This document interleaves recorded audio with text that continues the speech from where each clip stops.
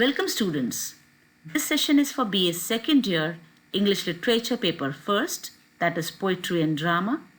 In this paper you have poem by T.S. Eliot, The Love Song of J. Alfred Prufrock. Remember students, this is not a traditional love poem, rather it presents a lot of unpleasant images from modern world. T.S. Eliot was born in St. Louis, Missouri on September 26, 1888, and he died in London on January 4, 1965. So he's a famous 20th century poet. Let us know more about this famous poet T.S. Eliot.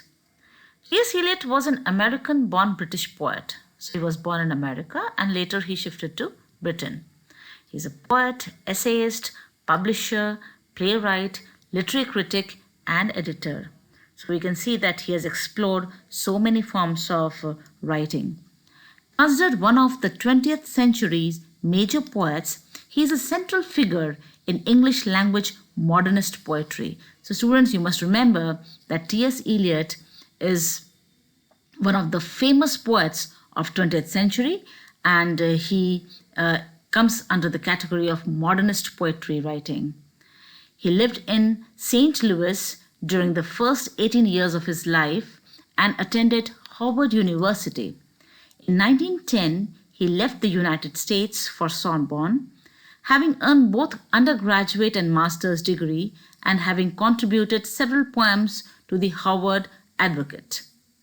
It was in London that Eliot came under the influence of his contemporary Ezra Pound, who recognized his poetic genius at once and assisted in the publication of his work in a number of magazines, most notably The Love Song of J. Alfred Prufrock in Poetry in 1915. So this is a turning point in his life, that when he came to London, he came in contact with Ezra Pound, and there his poetic genius was noticed, and then he got number of his works published in magazines, and especially this poem which is there in your course, The Love Song of J. Alfred Prufrock, got published in 1915. His first book of poems, Prufrock and Other Observations, was published in 1917. So this is his first collection which got published in 1917 and immediately established him as a leading poet.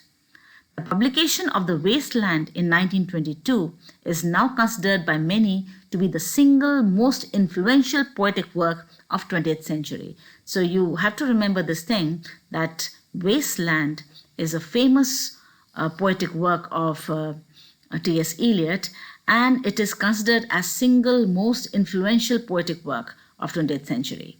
He became a British citizen in 1927, long associated with publishing house of Faber and Faber. T.S. Eliot received the Nobel Prize for Literature in 1948. So he was associated with this famous publishing house, Faber and Faber. And the most important thing about him is that he received Nobel Prize for Literature in 1948. Now, before we start with the text of this poem, The Love Song of J. Alfred Prufrock, let's have a brief introduction of what this poem is about. So in this poem, you're going to see that Eliot narrates the experience of Prufrock using the stream of consciousness technique developed by his fellow modernist writers. So here in this poem, you have a character, Alfred Prufrock, and he is narrating his experience. The technique used by Eliot is stream of consciousness, and I've already explained to you this term in my previous session. So you can have a look over there what it is about, what this technique is. The poem described as a drama of literary anguish. This poem can also be taken as somewhere expressing literary anguish, pain. Is a dramatic interior monologue of an urban man. So you're going to see that here, this urban man, Alfred Prufrock, he is using the technique of interior monologue. He is talking to the readers, and we are there as listeners to his ideas, to his feelings. And the feelings that he is stricken with is a feeling of isolation and an incapability of decisive action. So, in a lot of places in the poem, we are going to see this mood of indecisiveness in this character that is said to epitomize frustration and impotence of modern individual. So, somewhere this character, Alfred Prufrock, he epitomizes the frustration and the powerlessness, the incapacity of modern man, and represent thwarted desires and modern disillusionment. So we see that how his desires are repressed, and there's a condition of disillusionment in him throughout the poem. Prufrock laments his physical and intellectual inertia. So we see that Prufrock, everywhere there is an inertia, he resists change, whether it's physical or intellectual. The lost opportunities in his life and lack of spiritual progress. So he looks like a complete failure, and there is hardly any spiritual progress in his life. And he is haunted by reminders of unattained carnal love. So he desired that worldly love in his life, but this poem reminds him again and again of his unattained carnal love. With deep feelings of weariness, regret, embarrassment, longing, emasculation, sexual frustration, a sense of decay, and an awareness of mortality, Prufrock has become one of the most recognized voices in modern literature. So, as I've said, that this poem presents a lot of images from the modern world. This poem, somewhere, with all these expressions of weariness, of regret, of embarrassment, the sense of decay, mortality, somewhere it is most recognized voice and the modern literature of modern literature, and we as readers are able to connect to this poem very well. Now let's start with the text of the poem. The poem begins with an epigraph, and this is a quotation from Dante's Inferno. Now Dante was a famous Italian poet, and if we try to translate this epigraph, it goes like this, that if I thought that my reply would be to one who would ever return to the world, this flame would stay without further movement. But since none has ever returned alive from this depth, if what I hear is true, I answer you without fear of infamy. Now these words are spoken by Guido. He was imprisoned in flame in hell, and he relates his shameful life to Dante only because he thinks that Dante will never go back to earth and repeat it. Somewhere we find a similarity between Prufrock and Guido, because this unpleasant modern world where Prufrock is, he is much like Guido, as in Guido is in hell.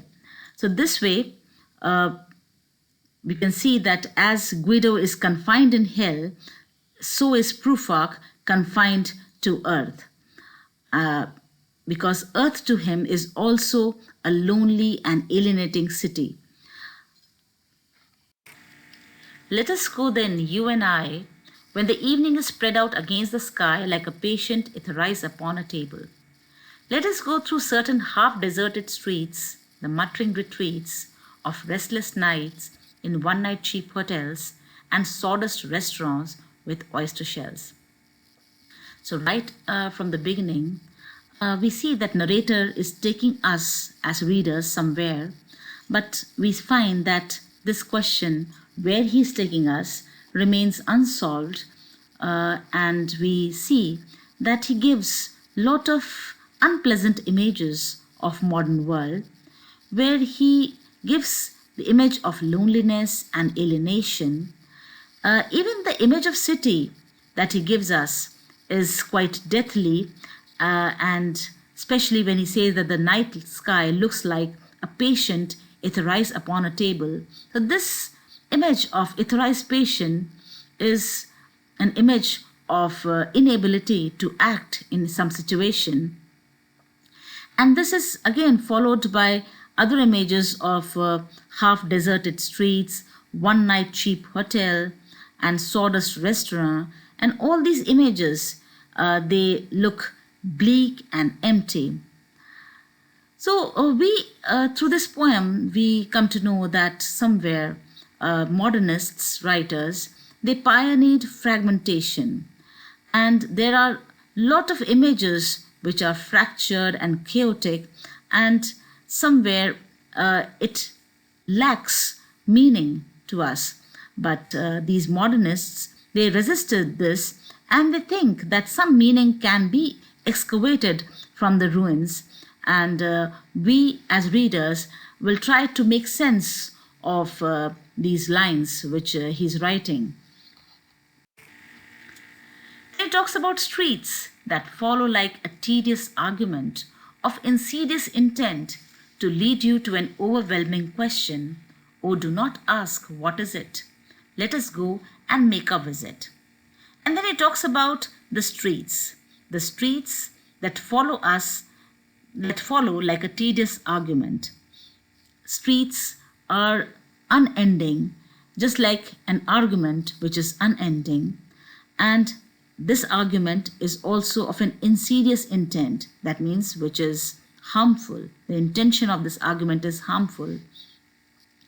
And then he says that all this leads you to an overwhelming question. And the quite obvious question that comes to the readers is, where are we going? And to that he answers, oh, do not ask what is it. Let us go and make a visit. So here he says that do not ask where I'm taking you, just make a visit with me. But we as readers, we find that he is not going to answer this question, that where he's taking us and what is the intention of the narrator. We'll continue with this poem in my next session. Thank you.